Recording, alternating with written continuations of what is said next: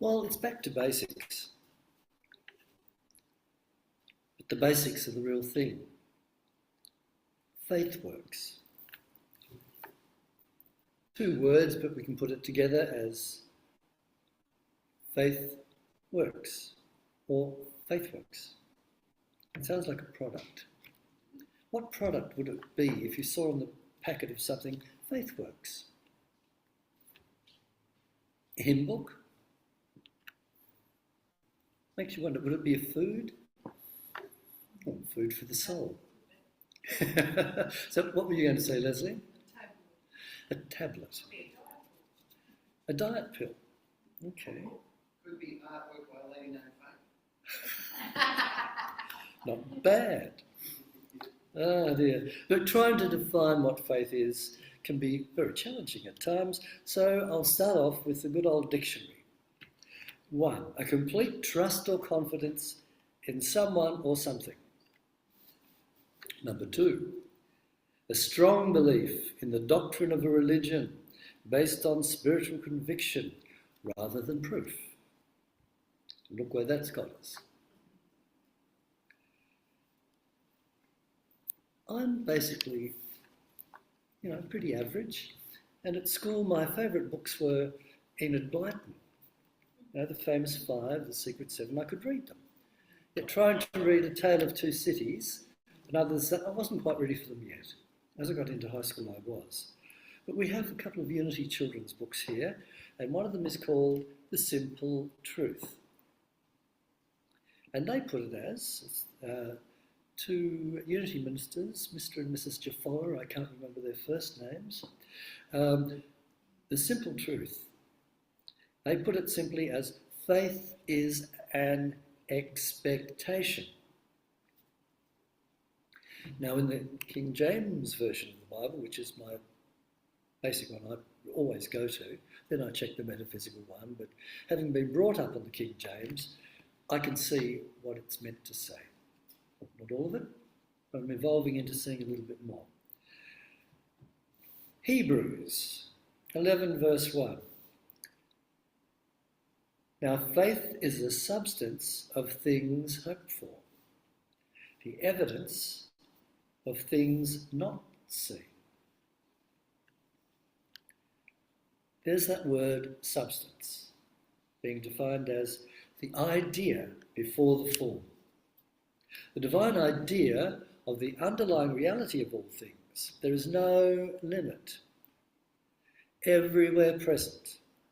The spiritual essence, the living energy, it sustains and enriches any idea projected into it and onto it. And out of it, we form whatever we want to, according to our faith in it. I've mentioned this before. When I first moved into the office over there was some pamphlets there called You Tell God What to Do. I thought that was a little bit arrogant. But we do. Because we are God in expression. The divine parent up there is waiting for us to learn how to use this so that it can create more and more and more of itself. The idea of substance was used in a book by an early New Thought writer, Wallace D. Wattles. Does anyone know that name? You would, Sheila, yes. He wrote a book, an early New Thought writer, published in 1910. One of the first books of its kind on the subject of substance and prosperity. You'll find the early days of Unity were revolving around healing mainly. Then prosperity came in. Wattles was one of the first. Then later on we get books by around about 20 to 30 years later, Napoleon Hill, Think and Grow Rich, and other books and Charles Fulmer's wonderful book on prosperity. Wattles wrote, shall I give you this secret? It's a secret. You believe that there is one intelligent substance from which all things proceed. You believe that this substance gives you everything you desire, and you relate to it by a feeling of deep and profound gratitude.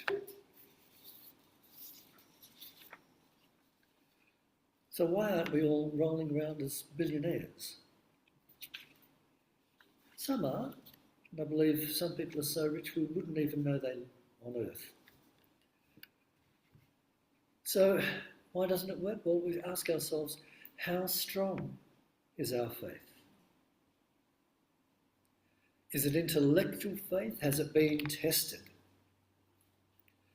I'm not going to go over it now, but if you'd like to look up the parable of the sower and look up the metaphysical meanings of that little chapter. Or is it spiritual faith?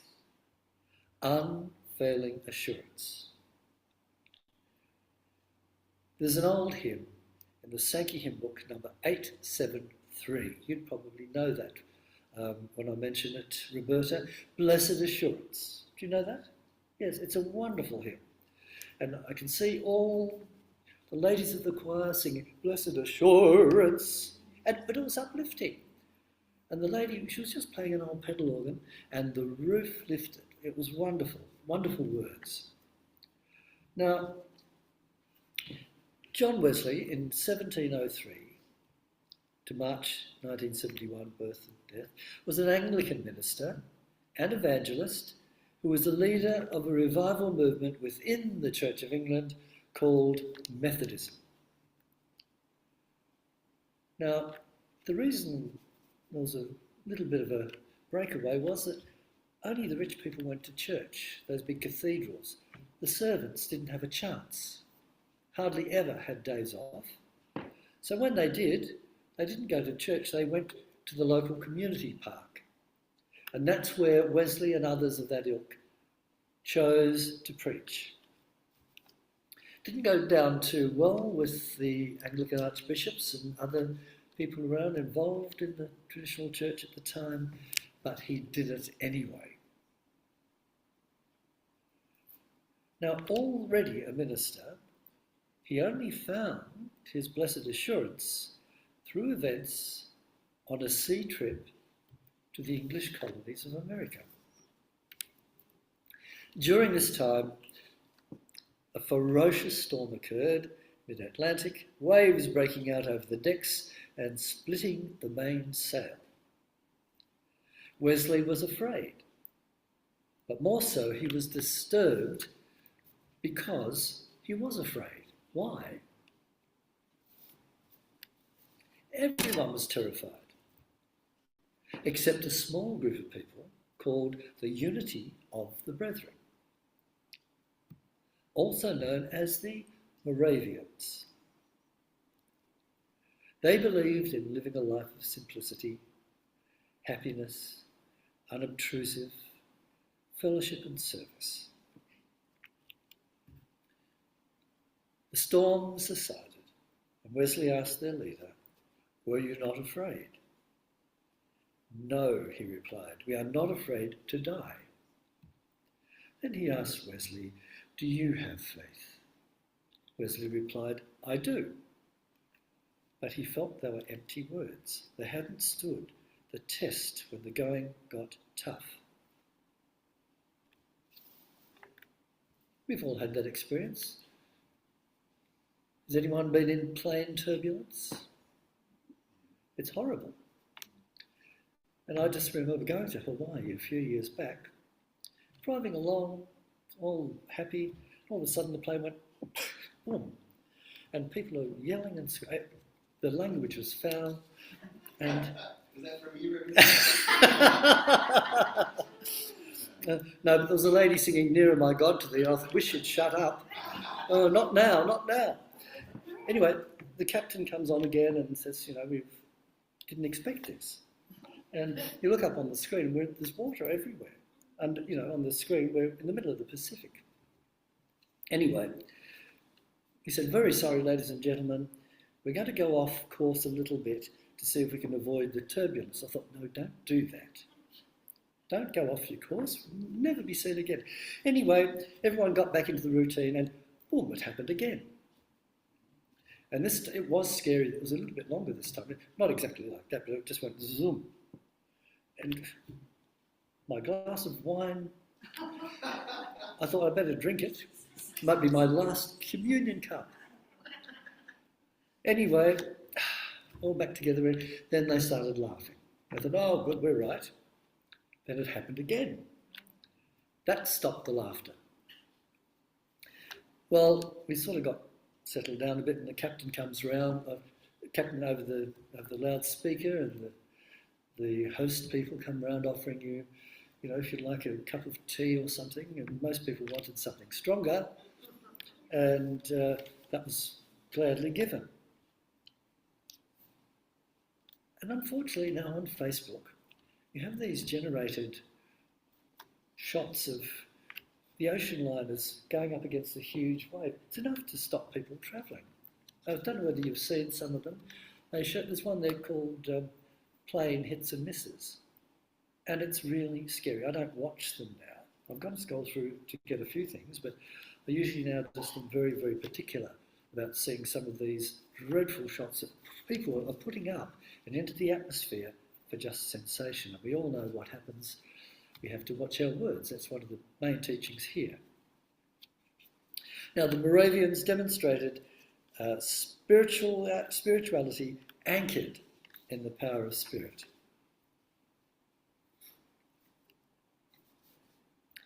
Some seem to have a natural gift for using faith when necessary. One of our great books, we don't use it so much now. Some people think it's old-fashioned, but I don't. Lessons in Truth by Emile Cady. She talks about blind faith. Now, I don't know whether that's a politically correct statement these days, so I won't be using it in the future, but I just will use it now to illustrate it. It's quoted, it's from her book. A healing or any other demonstration occurs without any specific understanding of the forces at work. According to another Unity writer, Charles Roth, if you see his books, there's one or two down there, I think, blind faith works very well up to a point. But when appearances seem to get worse instead of better, the icy grip of fear may begin to snuff out the candle of blind faith. Now, we know a song here. We've done it right on this platform. I'll read the Bible verse first. Matthew 13:12, and a similar version in Mark 4:25. For whoever has, to them shall be given, and they shall have more abundance. But whoever has not, from them shall be taken away, even what they have. Doesn't that sound heartless? But it's the truth. And that is the basis of that song that Beverly's sung up here. I think we've done it a couple of times. What's the song? Them that got shall get. Billie Holiday, remember that one? I think you did that in that jazz service you did at Phillip Island too. That's right. Mama may have, Papa may have, but God bless the child, it's got his own. If we had more energy, we'd jump up and do it, but we'll just let it go. So Billie Holiday wrote that. Now, we mentioned Wattles, and it'd be interesting to see the many people that little book inspired. Henry Ford, 1863 to 1947 could have been inspired by that book. He wrote this incredible quote: if you think you can do a thing, or think that you can't do a thing, you're right. There's the truth in a nutshell. The thing being that power, that infinite intelligence which is invested in us. Now, the faith is the substance of things hoped for, the evidence of things not seen. Now, the word hope comes across to some people as a bit wishy-washy. And in the States, I was at a conference with some very, very, I call them fundamental New Thought people. And one of them asked me, was I going to do this and that? And I said, well, I hope so. He said, hope? I thought, I'll get lost. And sort of, I've done seminars where we all get together and we do what we call ethics. I think Australia needs to give the world our version of ethics. We have a certain sense of humour, which we tend to put ourselves down, but we don't. It's just there. It's been part of us. And to have, I could say I was challenged, but it really wasn't that serious. But it was interesting to see different people in different areas react to different things. I still think it's a good thing to do ethics seminars, especially with ministers and teachers. But we have to remember that, I also got challenged on this. You're in the right place at the right time. And someone said, well, do you have to be? And I said, no, but you happen to be here. And then someone says, do you have any, Indigenous people? I said, we could learn from them a lot with their teachings. We've actually had in here some wonderful Indigenous people who've had the didgeridoo going around here blasting. It was heaven. But this took a while to come across because Reverend Sylvia and Rhonda used to do interfaith once a month for over 10 years. And to get someone to come and talk from the Indigenous point of view, they wouldn't know, too shy about it. It wasn't a thing I wanted people to know. But one of them did, Rachel, she's now in Queensland. She came and did a beautiful talk, but it blended in with all our teachings here, the same thing. So, okay, hope provides the stimulation to keep us moving forward when otherwise we might give up. There is what Ernest Holmes wrote in that wonderful book, Science of Mind. He called it established consciousness. Other writers have called it understanding faith, convictions based on what we believe. But what are we believing? At some time in our experience, it is necessary to sort out facts from fiction upon which we build our lives and come to a faith that we accept as entirely dependable. Charles Fillmore says, as it was reminded last week or a fortnight ago, I reserve the right to change my mind. But it's always changed for the better, usually, if you're on a spiritual path. It can be abrupt, it can be brutal, but it's a necessary step. Those dark nights of the soul. I don't call it one dark night. I think on our way to illumination, there are many of different levels. So, what are we believing in? Santa Claus? The Tooth Fairy? Other things, I look back at my state school and we had what was called a white Australia policy. We all accepted that. Mr. Solomon, the teacher in our school, the headmaster, used to say all this sort of business. And it was astounding that we sat there and listened to this stuff. Well, we didn't know any better. And think of all those people that don't know any better in the different cultures. Not saying ours is any better, but we're certainly seeing around the world now the results of ingrained thinking.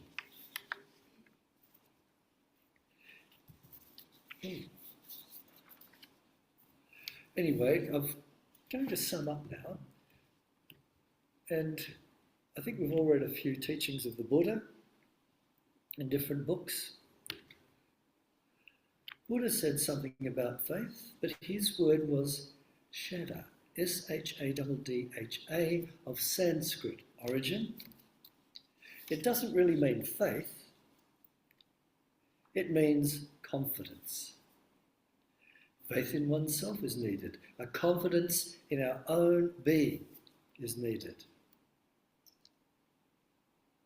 By having confidence, we can let what we've had flow through us without worrying about whether we are right or wrong with it, or up to it or not. Now, an example being, if there was a plank there, I could walk it.